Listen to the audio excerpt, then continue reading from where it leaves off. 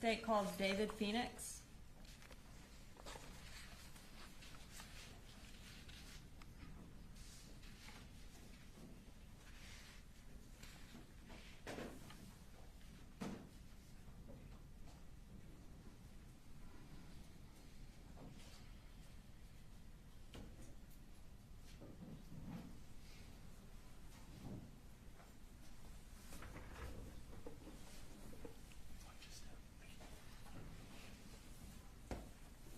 All right, Mr. Phoenix, raise your right hand. Do you swear to tell the truth, the whole truth, and nothing but the truth to help you God? I do. You can go ahead and have a seat. Can you go ahead and tell everybody your name and then spell your last name for the court reporter? Sure. My name's David Phenix. You spell my last name Phenix. And I was employed with Barrow County Schools for the, specifically Apalachee schools.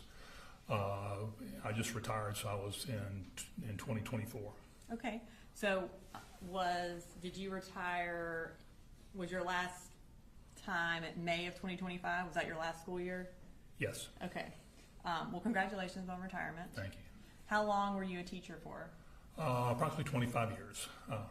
And how long were you at Apalachee? 2 years. While you were at Apalachee, what subject did you teach? I was special education, and essentially what that means is that usually I have my caseload of students that are specifically mine, and I follow them from freshman to senior year. And but in the normal classroom, I am there to provide support for the general education teacher. Specifically, if we take the situation that, for example, Valerie Lancaster was a general education math teacher, and I was in the same room with Valerie as the support. I have a list of students that, in most cases, when you say special ed, they're not. There's a variety of degrees of special education, and most of the students that I dealt with it could be anything from mild autism to attention deficit type issues, and that was and we would provide accommodations for those students, and 9 times out of 10 it usually meant, extra time for a test, or testing a smaller group or whatever, just stuff to address the deficiencies that they may have, so they can be on par with the general education students. Okay, and so in Miss Lancaster's class, were there kids that were on your caseload, but also kids that were not on the special ed caseload? I don't think so. I think most of mine were. That class was a 10th grade class, and I don't think there were any of them that crossed over on that specific class. Okay. So you were a special ed teacher. Did you do anything else at school? I was the head golf coach. Okay.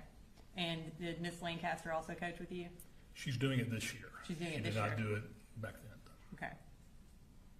So on September 4th of 2024, what was your second period class? The second period class was geometry. Okay. And that was with Miss Lancaster? Yes, ma'am. Okay. We're going to pull up State's Exhibit 3.2, and it has your class circled on there. On this particular day, can you before anything happened, can you tell us how that class was going? It was, I guess, normal pretty much what we've done. I know it was just the beginning of the school year, but for the most part, we'd gotten into a routine. And I think at the time, the class started as normal, and then I think we were handing out worksheets or quizzes or something like that at the time, and just conducting, geometry as usual. Okay. And are you generally walking around the class trying to help your students? In most cases, yes. This particular day, did something grab your attention outside of the classroom? Sure. Yes, it was probably, I guess, 30 minutes into the class, and we heard something that I guess both Valerie and I were up and around, and we heard something. I thought it was,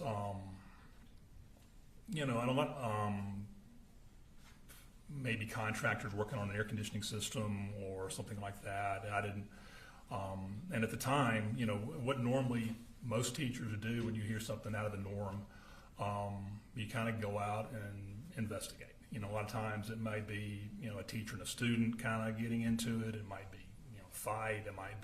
Could be a variety of things. But normally you just kind of support the teachers on your left and your right, and you go out and just kind of make sure everything's okay and see if they need any help. And so on this particular day, when you heard that, is that what you did? Yes, ma'am. Okay. And when you left your classroom, do you remember if you went to the left towards J Hall or to the right? Looking at the diagram, I think we would have gone to the left. Did anyone else come out of their classroom with you? Yeah, when I stepped out, pretty much was face to face with Ricky Asenwall. Did y'all have time to speak or anything? We may have exchanged a hey or kind of that what's going on look type thing. And what happened as y'all both left your classrooms? We probably walked about in no more than 3 to 5 feet, and then looked up, and I think you can kind of see in the diagram where there's a hallway going that kind of dead ends, that our hallway kind of dead into that back hallway, which is J Hall. And we probably walked about 3 or 4 feet, and then we, you know, at the time we saw a young man with a rifle. Did you see him before he started shooting? I did very briefly. I saw him basically in the pose with the rifle, and the minute I saw that, I think both Ricky and I both scattered. Okay. And were you shot? Yes, ma'am. Did you see Coach Asenwall? Was he shot?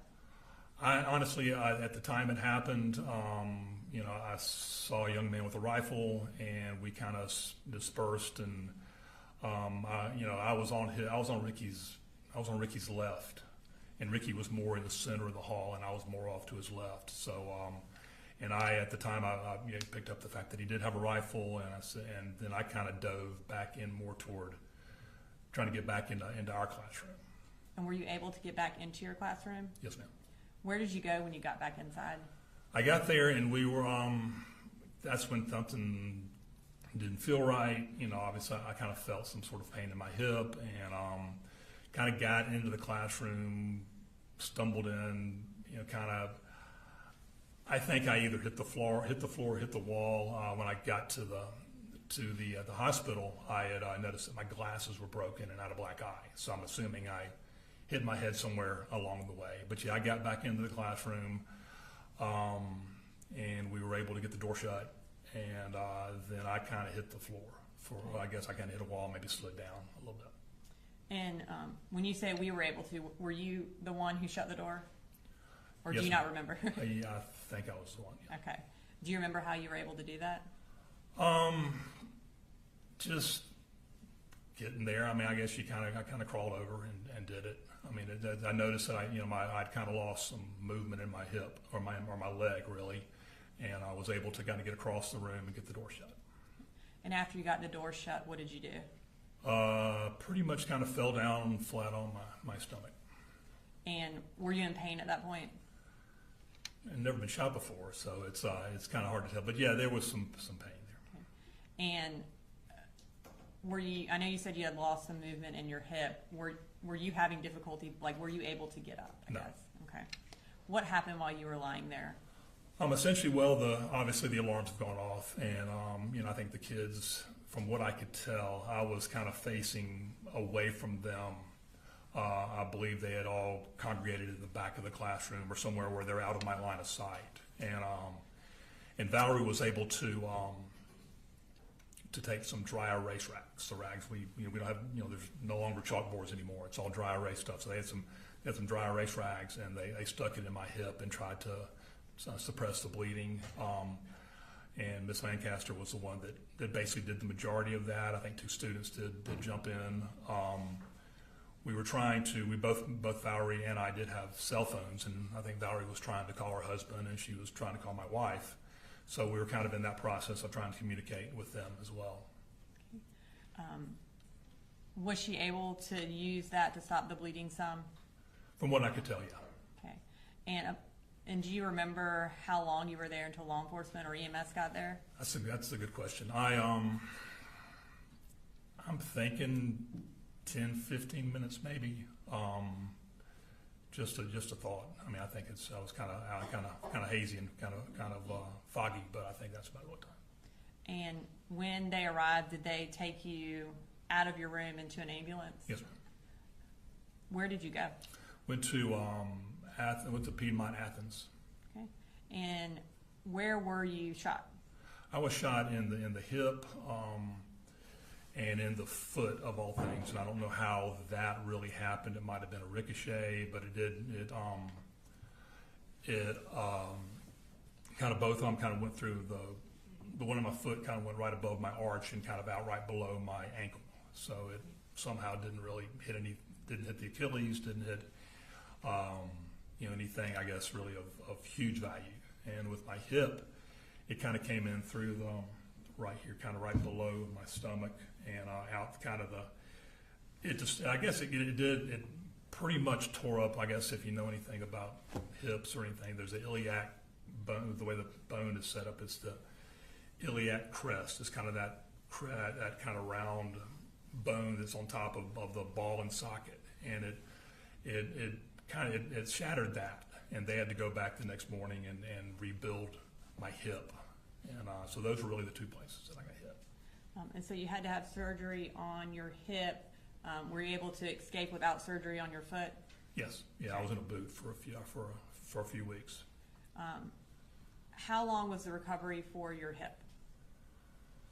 I mean, it could be argued that it's still going on. I mean, it's still. I think we've obviously went through physical therapy and a variety of things, and I think we're kind of at the point now where it kind of is what it is. And if I had to assign a number to it, I'd say I'm probably 85%. But I would think the majority of the healing probably took. Well, I was back at work in a limited capacity in December. Okay, and so that was your first day back at work was sometime in December? Yes, ma'am. And were you able to do your last year of coaching golf? I was. Okay. I don't have anything further. Thank you, Coach Phenix. All right, any calls? No question, Judge. Thank you. All right. Thank you, sir. Thanks. You're pretty good. Thanks, sir.